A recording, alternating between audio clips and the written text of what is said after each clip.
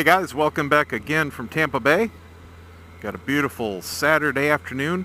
I'm on a run out to the grocery store to get some ingredients. I want to make a low-carb barbecue sauce. I got 2 racks of baby back ribs on the smoker. They're going to be done in a few hours. Got about an hour before I need to get back and do the next step. I'm going to do the Texas cheat with these, speed them up a little bit. That's where you put them in foil and either use some barbecue sauce or some apple juice or whatever kind of flavorful liquid you want, and you wrap them all up in that, and you basically steam them on the grill for an hour and a half to 2 hours, and you finish them off that way, and then you take them off and you let them sit good half hour, and they are absolutely fall off the bone tender. And I'm doing my own low carb barbecue sauce. I usually use either Sonny's or Sweet Baby Ray's. Love those two. However, since my blood sugar problems, been on the ultra low carb diet, I have to say I like it. I really do. The results, I mean, I do feel a little bit better. There was about a 2-week period there where I started it where, oh my god, I just felt like death. It was horrible. Just the huge blood sugar crash. I mean, it got cut in half basically over that 2 weeks, and it took a lot of getting used to, but now I felt fine for the last couple weeks, no problem. I'm only on week 4 or 5 of it, something like that. Not even. No, I'm just about to week 4, and I'm dropping weight like crazy, down over 15 pounds so far, just from the diet change, no exercise or anything like that. That's the grocery store I'm going to, but I'm actually going to show you something before that. I'll hit that on the way home. So I've had to adjust a lot of things, and it hasn't been that big of a deal. To be honest with you, I found a lot of tweaks that I could do to some of my favorite recipes that have turned out great. I've got some things that are just absolutely delicious. Carbs or no carbs. And I treat myself a little bit every now and then. I've got these, what are they, Blue Bunny, I think they were. Carb-friendly ice cream bars, and I'll have a few of those a week. Now they say they're carb-friendly. That's not to mean they're healthy, but they're like half size, and it's light ice cream.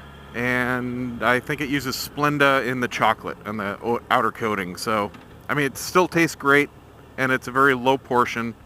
So, it's not that you can't have any carbs, you just have to control how many you have. Eating a lot of salads. Found some combinations of fixins and dressings that I love. I found, coincidentally, an awesome ranch dressing. I tried a couple of them that were the lowest carbs on the shelf, and the lowest one I found in the store, it was Ken's. Tastes great, and it was 2 carbs per serving, which is just a couple tablespoons. But I went to Sam's, I was there for something else, and they had, of course, their huge gallon bulk for restaurant supply stuff, and it was only 1 carb per serving. So gave it a shot. It was only $6 for the whole gallon. That was less than I paid for the bottle at Walmart for the Ken's, and it tastes awesome. So boom, easy, very good for you salad dressing right there. I'm not counting calories or fat or anything like that. It's not a light dressing, but that's not what I'm worried about. It's just the blood sugar, it's just the carbs, and the weight is still peeling off just from that. And again, I'm not out to lose weight. This is a byproduct. I'm just getting my sugar under control. That is the only thing that I'm working on right now. Everything else is just a good byproduct. So eating a lot of salads, and like I said before, I love salads, so that's no problem there. Making a bunch of soups. Today I'm making, like I said, a couple racks of ribs. Definitely going to enjoy that. Rum, rev that 60 horsepower. Rum, impress your woman. Rum. 0 to 60. Uh-oh, I just got beat by a minivan. Arr, I'm an old Harley Abelson. You know, it's one thing to have a really cool Harley, but when you got just a piece of shit Harley, don't pretend it's not. You're not impressing anybody. She's probably not even impressed, because she knows that fucking taxi could beat the hell out of it. Give me a break. So there was a couple news stories around here recently that were interesting. I won't say shocking, but interesting. Well, shocking to some people. One of them was about the area's crime. Now, this is considered the Newport Richey area. The big city that I'm in right now is Newport Richey. And then there are very small communities surrounding it, like Holiday, that's directly south. There's Port Richey, which is directly north. But the entire area is considered Newport Richey. Newport Richey is the only city here that has its own police force. That's how big it is. Everything else is served by the county, just the sheriff. So an article came out, and it said, now the only thing that shocked me was that this statistic was as high as it was. There goes my voice. Just under half, it was 47 point something percent of all the crime in the city was from one Walmart.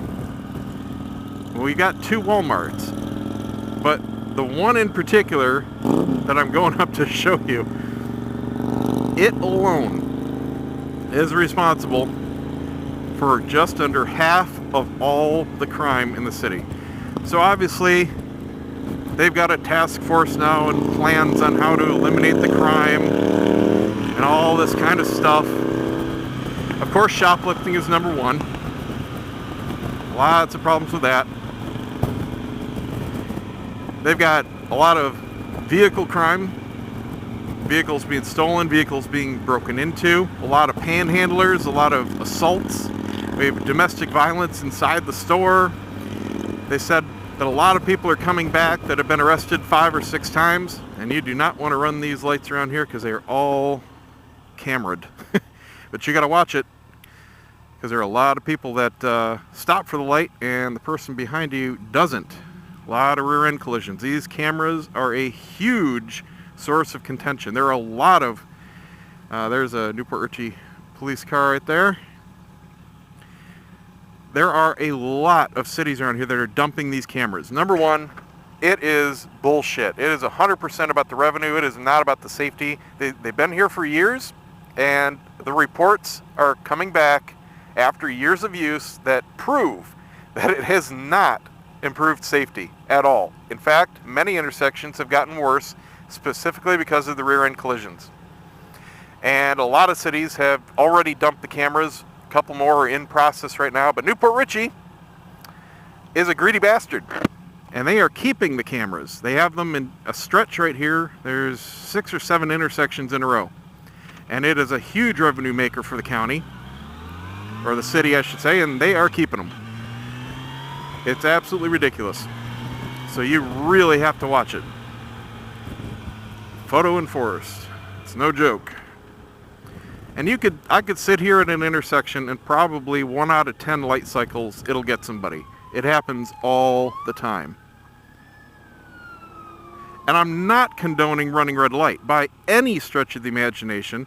I'm very glad that whoever does run a red light gets a ticket. However, enforcing it by cameras from a third-party company that's out to make profit is not the way to do it. The way it happens is these cameras are not run by the police. They are run by a third party, a security company basically, and they're run in multiple states, multiple areas. They come out and they pitch the idea to the city. They say, hey, look, we can make you some money. We want to set up cameras at such and such intersections.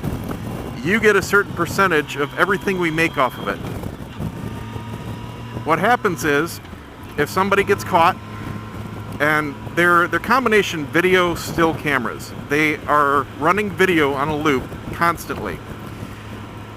What happens is, if a car goes through and trips whatever system it's based off of, if it's positional or if it's radar, whatever, if a car is caught, it snaps a picture, it fires a flash from the camera and takes a picture of the intersection at that moment, and hopefully they can read the license plate. And then what's supposed to happen is for every single frame that gets snapped like that, an actual police officer is supposed to review the video of that moment, review the picture, see if they can see what's going on, verify that it was an actual red light run. Because sometimes mistakes are made. Sometimes it gets tripped by another vehicle, or just something else happens that fools the system. So they're supposed to humanly verify every single one of those frames. Well, number one, it got proven that that wasn't happening. Things were being misread. Things were being just sent out automatically with no check. And if that happens, if they identify your plate, you get I think it's a $35 fine in the mail. And if you don't immediately pay it, and they give you a couple weeks to pay it, if you don't immediately pay it, or if you contest it, then it moves to be an actual ticket, and the fines go way up. It's like 120, 140 bucks. If you contest it and win, of course, you don't have to pay anything, but then you're out all that time, and you don't get reimbursed for the bullshit. It's guilty until proven innocent, which is pure bullshit. So if you contest it and lose, your fine basically quadruples and you get some points. And if you pay it immediately, even if you're wrong, if you pay it immediately, no points. That's the incentive, and that's how they make the money, because they scare the shit out of people, or they know that people just don't have time to get off work, or can't. I mean, their bosses aren't going to let anybody get off work to go to court. That's just the way it is. A lot of people have to keep their jobs, and they have to show up, and if they are in a position where they don't have a good relationship or a lot of power, saying, hey boss, I got to take half a day to go to court, that can affect their career or their job, and they're not going to do that. They're going to say, shit, I really can't afford to risk it. I'm just going to pay the 35 bucks and it goes away. And that's what happens. According to the last several years of statistics, that is exactly what's happening. And that's why a lot of cities have said, you know what, this is bullshit. This is about profit. We haven't seen a reduction in accidents, and that's what a lot of the cities were hoping for. Some of them, like Newport Richey, don't give a shit. They just want the money, so they're still here. So that's what's been going on with the cameras. And I forgot that I wanted to turn here. I'm used to going straight down to the motorcycle dealer or the mall. Here's our famous crime-ridden Walmart. Now, it is so bad that they brought in one of the security directors from Walmart to be permanently stationed here to train people, to try to develop a way to stop people from coming back into the store that are banned or that have been arrested multiple times. It's just insane the amount of problems they have. It's so bad that the police force does a uniformed sweep of the store on the hour. They also do specific parking lot patrols. So now, it's so bad that the public is funding security at Walmart, in addition to all of the Walmart security. And it's still not doing any good. It's been going on like this for a couple weeks, and they say they've barely seen a drop in crime, and they're trying to figure out a 6-month plan to really do something about it. Well, here's an idea. Let's see. We are in the middle of ghetto and white trash. That is what absolutely surrounds the area right here by this Walmart. Trailer parks and ghetto. So what you actually expect is going to be coming to this Walmart. Now, the one I go to is surrounded by much more affluent neighborhoods. You don't have that problem at all. There's no ghetto, there's no trailer parks over there. Just regular old new housing and, retired people, more money, more class, less unemployment, you name it. Well, over here, you got just, scum. And that's not an opinion. That's just the way it is. But I just couldn't believe that the statistic was that high. Now, if you've ever been on the website, People of Walmart, a lot of the pictures are from this Walmart. believe it or not. If you haven't been to peopleofwalmart.com, take a gander over there. It's basically a hilarious website where people going through will take pictures with their cell phones of people of Walmart. And it's all real. It's all what people are really like that go to some of the lowest class Walmarts. It is hilarious. They've got some videos out too that are montages. They've been doing that for the past few years. And it's really funny. But it's real. I've seen it with my own eyes.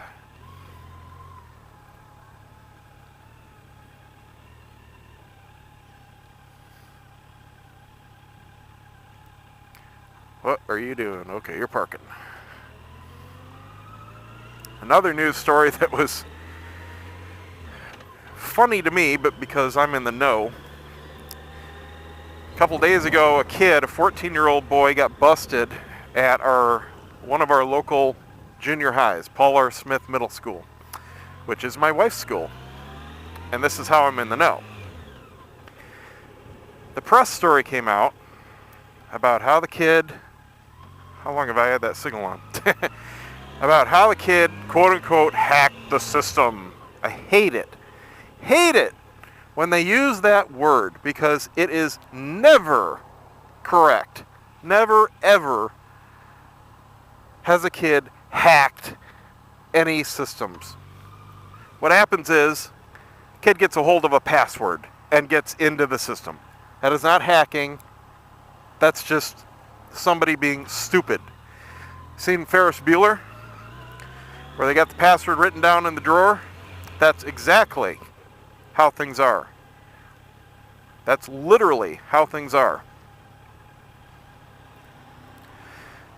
I know for a fact that a lot of teachers and administrators write down their login passwords, keep them in a drawer. Some even keep them on sticky notes on their laptops, on their desks. So, press releases a story, says, the kid got a hold of computers that had access to the FCAT, which is the standardized testing for the county, and all this good stuff. You know, ooh, scary story, kid was evil. Okay.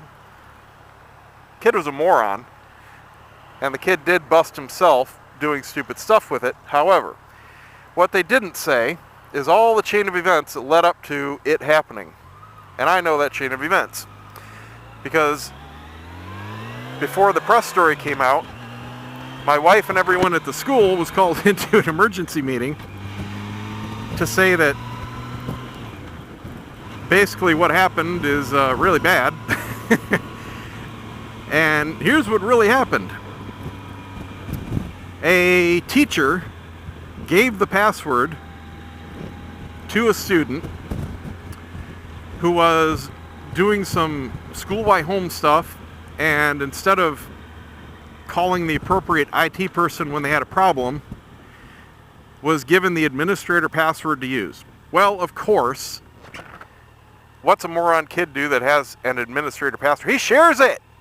Oh, he shares it. So it goes through a couple more people before it gets to the kid that got busted. So multiple people had the password before this one got busted. And he was doing a whole bunch of stupid stuff.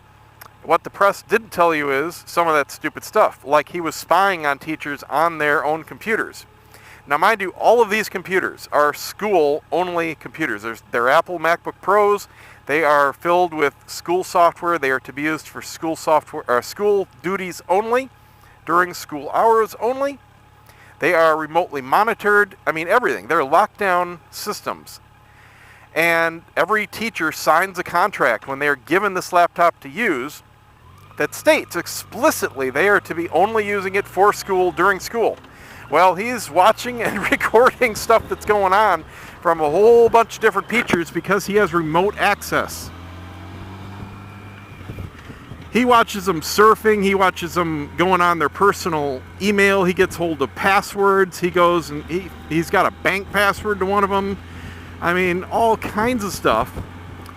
And how does he get busted? Well, he gets busted by trying to be a typical moron kid and puts some gay porn on one of the laptops of one of the teachers. And that, of course, trips alarm bells because the teacher knows he didn't put it there. And they do a little bit of investigating. Bam, he's busted. And then they follow the chain back to everything that happened. Press didn't tell you jack shit. Didn't tell you any of that. Because it's all swept under the rug. And one of two things happened. Either the press just doesn't know about it yet, or they got lied to. Either one is very plausible because both happen regularly. Absolutely regularly. The stuff that goes on in the schools around here, I mean, I'm sure I don't have any educators in the area watching this motovlog, but if there were, they would be shaking their head in full agreement right now, because the stories I hear on a regular basis, especially about how things are hidden, nothing shocks me anymore. It is all about keeping your job, and the stuff that is hidden by the administration, by the principals, and by district is astounding. I mean, illegal stuff. Had a teacher showing porn in class. You never heard about that because the students that were recording it with their phones in class, because they couldn't believe it's happening, all had the phones confiscated and the evidence destroyed. And none of the kids were smart enough to tell their parents to go to the news. That is the only way things happen, is after they hit the news. That is the number one thing that the administration tells people. Keep it on the news. That's it. If a parent blows the whistle on something, somebody's screwed. So they do everything they can to sweep things under the rug. It's just absolutely astounding. That's just the way it is, man. That is just the way the education system is, at least in Pasco County. It wouldn't shock me if the surrounding counties at least are the same way. Maybe it's most of Florida. I don't know. But I know for a fact, beyond a shadow of a doubt, that it's Pasco County. So that story was just absolutely humorous to me when it came out about the kid, you know, making it seem like he was a computer expert and he did all this malicious... No. None of the above. He was just a typical stupid kid that couldn't resist temptation and was enabled by the typical chain of absolutely stupid people that are in power as quote-unquote educators. And I'll tell you what, the bar to be an educator here is so ridiculously low. There are teachers in place that the principals want to fire, but they can't, because after 90 days you're out of probation and it is very hard to fire somebody. And they just don't do their job. There's no supervision. They don't use that 90 days to weed people out, and it's too late. So the schools are just filled with absolute morons for teachers. Teachers that can't even teach their own subjects well. And I'm not going to name any names, because there's an off chance that somebody will be watching this. But trust me, it's bad. If I had a kid, there is no way in hell they would be in any kind of public school in Florida, but especially around here. It's bad. If you care about your kids' education, you do not put them through Florida public education at all. Alright, well, that's it. I wanted to get some test footage here, test this new side cam out. Oh, well, I'll tell you the reason I was doing that. Because tomorrow I have the advanced training course. And it's run by Motorman, creator and lead instructor for ridelikeapro.com. It's basically motor cop instructions, and he's an ex-motor cop, and it should be a really fun 4-hour class. Looks like we're going to have pretty good weather. We've got a lot of humidity and some clouds rolling in today. There's some rain inland, but it hasn't hit it all here today. Hopefully tomorrow's the same way, because that's the only thing he calls the class off for is rain. But we do have a front blowing in. Pretty windy right now, but it looks pretty good. So I'm really excited about that class. I'm less and less nervous, but I'm really excited to take it because I do want to improve my low speed skills and, just learn everything I can. It looks like a really top-notch class. definitely check out ridelikeapro.com. He has a lot of franchises. He only teaches here at the home base in Newport Richey, but he does have a lot of other classes taught by other people, which I would assume are just as good, in a lot of majorly populated areas, primarily in the south and the west. But go to ridelikeapro.com and you can at least look at the locations. It's $150 for the class, which is definitely more than the oh man, now I can't remember that acronym again. I was trying to remember it earlier. MSF. You know, you have the MSF advanced riding courses. It's a lot different. I've never really had the urge to do that. I've watched them before. When I took my basic MSF course, there was an advanced one going pretty much next to us in the parking lot. So I got to see what it's all about. Big difference between that is this Ride Like a Pro course is only a few people at a time. It's one-on-one. You're out there riding your course. You've got the instructor in the middle or off to the side watching you specifically make your turn, for example. He tells you exactly what you're doing wrong, what you need to do differently. He's giving personalized instructions through a loudspeaker. When you take the MSF course, man, you're in a group of 20, 30, 40 people. And you don't get that personalized instruction. You're also learning a whole bunch of other stuff, from more basic to stuff that, you know, may not be applicable to you. Whereas this course is very specific and teaches you the core fundamentals, I think, the best way possible. I mean, this is the same stuff that, like I said, the cops get, and they're, in my opinion, the best street riders available. So, hey, you can't go wrong. Well, like I said, I will be videoing if he lets us. I have a feeling that he won't, though. And the only reason I have that feeling is because there are, as far as I can find, 0 videos out there of somebody taking the course. Now, obviously, cameras on a bike, nothing new, been out there for years. You would figure that somebody by now would have videos out there of them running the course. None that I can find. The only videos relating to the course that I can find are from him.